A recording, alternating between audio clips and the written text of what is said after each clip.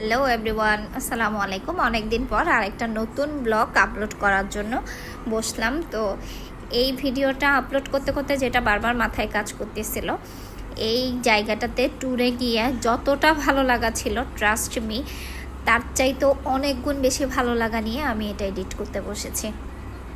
কোথায় যাচ্ছি সবাই? রাঙ্গামাটি। তুমি কই? তুমি তো ওখানে যাচ্ছ না। একদম ঠিকই শুনেছেন, আমরা যাচ্ছিলাম রাঙ্গামাটি। তো এই প্ল্যানটা আসলে খুবই ঝটপট একটা শর্ট টাইম প্ল্যান বলা যেতে পারে। আমরা ঈদের দিনই গল্প করতে করতে আমরা প্ল্যানটা করি যে আমরা কোথায় যাব। যেহেতু আমাদের বড় ভাবি মানে জাহির বাবারা হচ্ছে জাহির বাবার বড় দুই বোন, তারপরে হচ্ছে ওরা 3 ভাই। তো জাহির বাবা হচ্ছে মেঝো, আমার বড় যার বাড়ি হচ্ছে বরিশাল পিরোজপুরে, আর আমি মেঝো, আমার বাড়ি বান্দরবান, আর আমার ছোট যার বাড়ি সেটাও হচ্ছে বান্দরবান।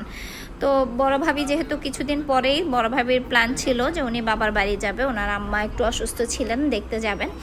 তো এই কারণে আমাদের হাতে খুবই সময় কম ছিল। ঈদের পরদিনই আমরা এই জন্য রাঙ্গামাটি যাওয়ার প্ল্যানটা করেছি, যেহেতু এরকমভাবে আমাদের 3 যা একসাথে হয়ে কোথাও আমাদের কখনোই ঘুরতে যাওয়া হয়নি। তবে আমরা আমাদের আপুদেরকে অনেক বেশি মিস করেছি। আপুরাও সাথে থাকলে আমাদের প্ল্যানটা একদম পরিপূর্ণ হতো।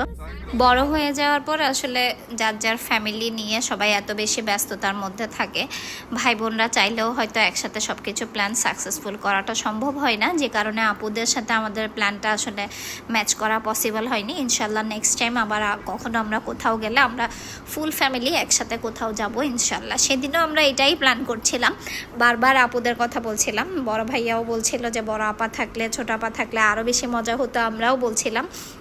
যাই হোক, আপুদেরকে মিস করেছে ভীষণ, সেটাই ভিডিওর মাধ্যমে আরও একবার আপুদেরকে বলতে চাই। আমরা গিয়েছিলাম বাট আপনাদেরকে অনেক বেশি মিস করেছি।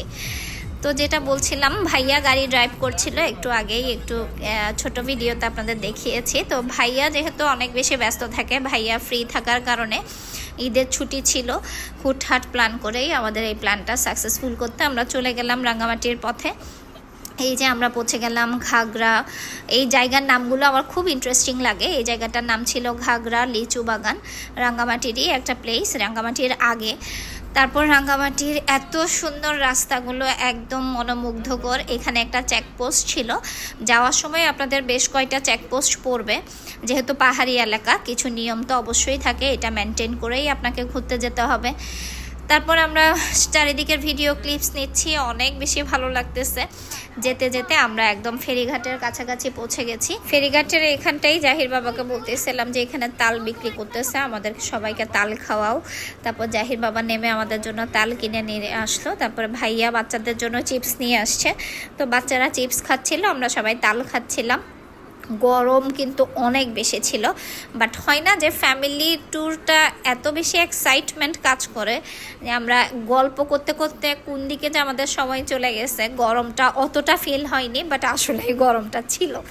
যাই হোক, তারপরে অনেক বেশি মজা করতেছিলাম, সবাই মিলে অনেক গল্প করতেছি। আমি তো বরাবরই অনেক বেশি দুষ্টুমি করি, তো ভাবিদের সাথে অনেক অনেক মজা করতেছিলাম, দুষ্টুমি করতেছিলাম। এই ফেরিঘাটে কিন্তু খুব বেশি সময় লাগে না, ফেরিটা লাইনে দাঁড়িয়ে আপনার যে সময়টা মানে প্রয়োজন হবে ওই অতটুকুই। আপনি ফেরিতে ওঠার পরে 10-15 মিনিটের বেশি মনে হয় লাগে না।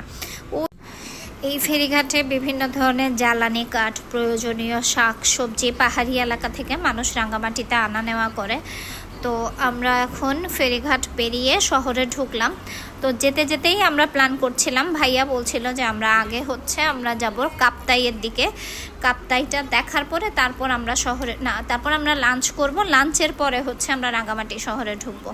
তো এখন আমাদের ডেস্টিনেশন ছিল আমরা এখন যাব কাপ্তাই লেকের দিকে। তারপর সবাই গল্প করতে করতে যাচ্ছি। শুনেছি শান্তি নাকি কিনতে পাওয়া যায় না, কিন্তু আমার মনে হয় শান্তি খুঁজে নিতে জানতে হয়। আর এই শান্তিটা আপনি পরিবারের মানুষগুলোর মাঝেই সবসময় খুঁজে পাবেন। আমাদের বেঁচে থাকার জন্য অনেকগুলো সম্পর্কের সাথে আমাদেরকে জড়াতে হয়, কিন্তু বিশ্বাস করেন পরিবারের সাথে যতই খুনছুটি হোক, যতই মনে কষ্ট থাকুক, পরিবারের মানুষের সাথে একসাথে চলতে গেলে অনেক ধরনেরই মতের অমিল থাকতে পারে, বাট এটা একদম সাময়িক। যাই হোক, সবাই মিলে একসাথে থাকার মজাটাই আলাদা। তো খুবই ভালো লাগার মতো একটা ট্যুর ছিল। আমি আরও বিভিন্ন পার্টে ভিডিও ক্লিপসগুলো আপলোড করব ইনশাল্লাহ। তো এটা ছিল ফার্স্ট পার্ট, ইনশাল্লাহ নেক্সট পার্ট আবার যখন সময় হবে খুব